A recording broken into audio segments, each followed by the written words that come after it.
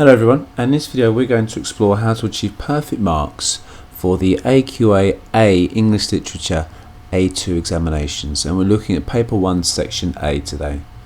So this is a brief structure of your exam paper and the course itself. You have two exams, both worth 40% in total. One paper is 3 hours in length, the other paper 2 hours and 30 minutes in length, with 20% of your course made up of two coursework based tasks. So our paper itself, section A, we're looking at a text based on Shakespeare of your choice. Then section B, we're looking at a theme focus. Again, you're selecting a play of your choice. And final section, there is a comparison. So a couple of questions for you here. This video is going to focus on how to plan your response. Our next video is going to focus on how you write the response. But one, how do you plan your response? Then two, and you'll reveal the answer in our next video, how do you write the perfect response? So pause this. Note down your answers because you should already know this. Hopefully this is just revision, and then press play to resume.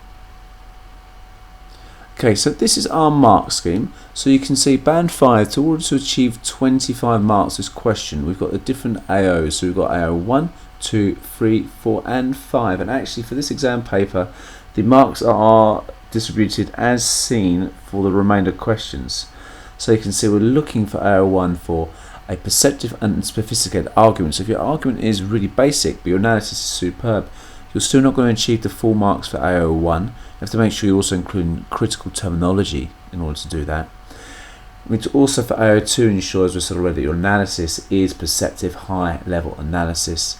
AO3, well, that's your contexts. Remember, context comes in various different forms. It comes in social, historical, literary context as well, particularly for A2. And then obviously here we're looking for connections between our texts as well. 5, we're obviously in our final part here, which is worth 3 marks. We're looking to explore the use of different interpretations, so feminist, Marxist, a psychological reading, etc., etc., or even wider reading, what have critics said about the text themselves. So how do we plan? Well, obviously we read the question carefully, making sure to underline the key parts of it. Then we need to think about the extract itself. So what aspect of love is being presented, and how does Shakespeare create this impression? Well, briefly note down your overview, and then that itself will form the basis of the structure of your argument within the extract. Your notes themselves should include AO2, so form, structure, analysis, and context where possible.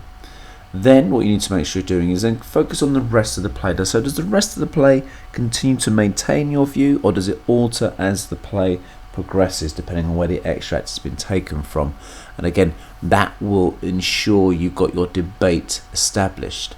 So suggest it in this way, however, it begins to alter throughout. You get the idea. So here's a question. Read the passage from Othello provided below and respond to the following. How does Shakespeare present aspects of love in this passage? And examine the view that in this passage and elsewhere in the play, as wives and Emilia and Desdemona have much in common. So you can see already I might be able to, and I should be able to really, start to plan this response without even looking at the extract, but I know that the first part of my answer will indeed come from that section. So here's the extract itself. So please familiarise yourself with where it's from, you should know already. And then here are some of my planning notes. So I've done the first point to ensure that we understand what we're talking about here. So for me, the debate is that love is cruel and harmful to all, and that's why they have much in common. My extract, well, to me the extract suggests that love is unfair. I have my quotations, I have notes of analysis. I always need to make sure that I include my wider contextual points, but you can see that actually what I've got here is, however you wish to do it, the bare bones of an essay, which I can then use and write into full sentences. I just need to make sure I finish my second and my third point. You can see I'm linking to the tragedy genre. You can see I'm looking at the structure and language here. You can see I'm developing my argument, which is what I need to do. So thank you. Obviously make sure you then continue to practice in these areas for yourself.